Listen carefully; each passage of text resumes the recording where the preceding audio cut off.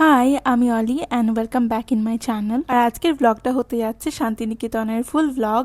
আর আমি খুবই এক্সাইটেড আজকের ব্লগটার জন্য। প্রায় সকাল 8টার দিকে আমরা বেরিয়ে পড়েছি শান্তিনিকেতন যাওয়ার উদ্দেশ্যে। যেখানে আমার ভাইয়া আছে সেখানে খাওয়া দাওয়া তো মাস্ট। ভাইয়া যেতে যেতে আখের রসের গাড়িটা দেখলো আর তৎক্ষণাৎ আমাদের ডিসাইড হলো যে আমরা আখের রস খাবো। আর ওখানেই আমরা এই সুন্দর বনেদি বাড়িটাকে দেখলাম, যেটা 200 বছরের পুরনো। তারপর আমরা খাওয়া দাওয়া শেষ করে পৌঁছে গেলাম শান্তিনিকেতনের কাছে। আর আমাদের যেতে প্রায় 2.5 ঘন্টার মতো লেগেছে। ফার্স্ট প্লেস যেখানে আমরা ভিজিট করব সেটা হচ্ছে উপাসনা গৃহ। আর যেটা দেখতে ভীষণ সুন্দর। এটা প্রতি ওয়েনেসডে একবার করে খোলে, সেটা হচ্ছে সকাল 6টার সময়। আর এখানে এসে তোমরা সবাই প্রেয়ার করতে পারো। কারুকার্য এবং প্রাকৃতিক পরিবেশ খুবই সুন্দর। শান্তিনিকেতনে অনেকগুলো জায়গা আছে দেখার মতো, যেমন উপাসনা ভবন, কোপাই নদীর ঘাট, সোনাঝুরি, আরো তারপর আমরা সেসব জায়গাগুলোকেও দেখলাম যেখানে কবিগুরু রবীন্দ্রনাথ ঠাকুর বাচ্চাদের পড়াতেন। শান্তিনিকেতনে ভিজিট করার মতো একটা পারফেক্ট প্লেস হচ্ছে কলা ভবন, যেখানে বিভিন্ন ধরনের আর্ট তোমরা দেখতে পাবে। তারপরে আমরা ভীষণ টায়ার্ড হয়ে গেছিলাম প্রথমে গিয়েই। আর ওখান থেকে আমরা খেয়ে নিলাম 1 প্লেট কচুরি। শান্তিনিকেতনে অনেকগুলো রুলস আছে, তার মধ্যে একটা হচ্ছে গাড়ি করে ভেতরে যাওয়া যাবে না, সেজন্য তোমাকে টোটো বা অটোর সাহায্য নিতেই হবে। আমাদেরকে এই টোটোটা 1200 টাকা চেয়েছিল, কিন্তু মোটামুটি আমরা 200 টাকার মধ্যে এই টোটোটাকে পেয়ে যাই। টোটো দাদা আমাদেরকে ঘুরিয়ে ঘুরিয়ে চারিপাশটা দেখালো, কলা ভবন, সঙ্গীত ভবন আর সঙ্গে বিশ্বভারতী ইউনিভার্সিটি। এখানকার প্রত্যেকটা বাড়িঘর এবং কারুকার্য ভীষণ রকমের সুন্দর আর অ্যাস্থেটিক। একদিনে ঘোরার জন্য এটা একটা পারফেক্ট প্লেস বলা যেতে পারে।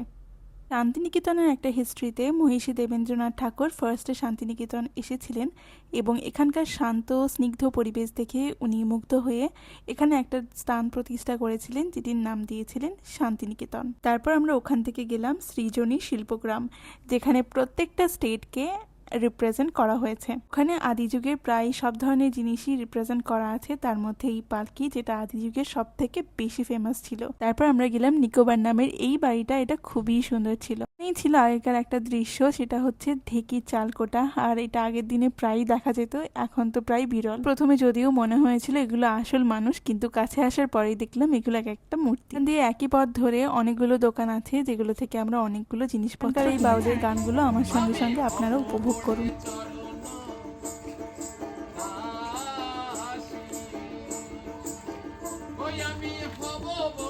শান্তিনিকেতন এসে একটু আদিবাসী নাচ না করলেই নয়।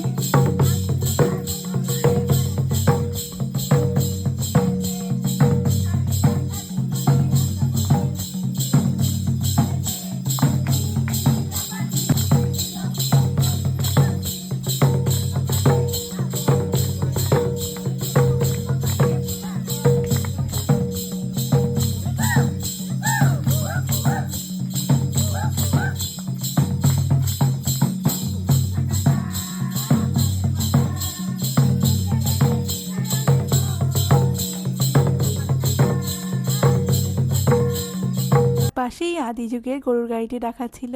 আর সঙ্গে আমরা ওখান থেকে একটা স্টল থেকে খেলাম আম পান্নার শরবত, যেটা খেলতে বেশ ভালো ছিল। তারপর আমাদের শুরু হলো কেনাকাটি করার পর্ব।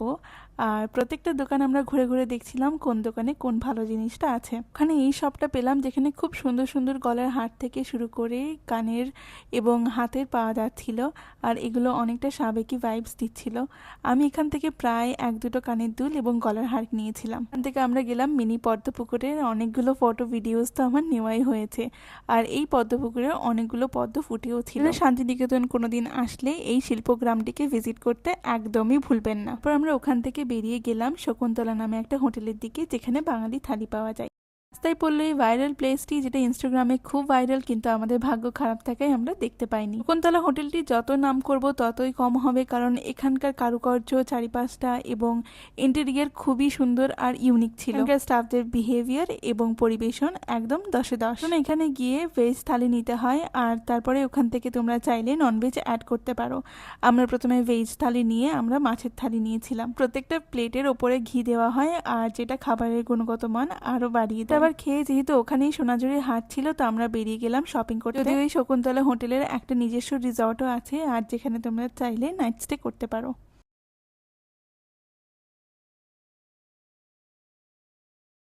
সোনাঝুরির হাটে এটা হচ্ছে সব থেকে বড় স্টল জুয়েলারির জন্য। এখানে বেডিং কাভারও পাওয়া যাচ্ছিল, সঙ্গে বেড কমফর্টার। আর এগুলো তোমরা বার্গেনিং করলে অ্যারাউন্ড 1000-এর মধ্যে পেয়ে যাবে।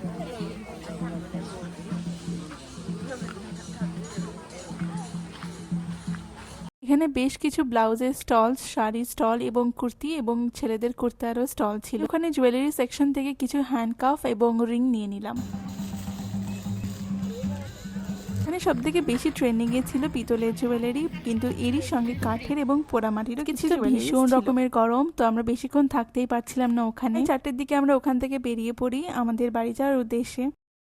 ওখানে প্রায় 1 ঘন্টা ওয়েট করার পর আমরা পাই ফুচকাওয়ালা দাদাকে, আর ওখান থেকে আমরা ফুচকাও খেয়ে নিই। এটাই ছিল আজকের ব্লগ। ভালো লাগলে like, share and subscribe the channel. By.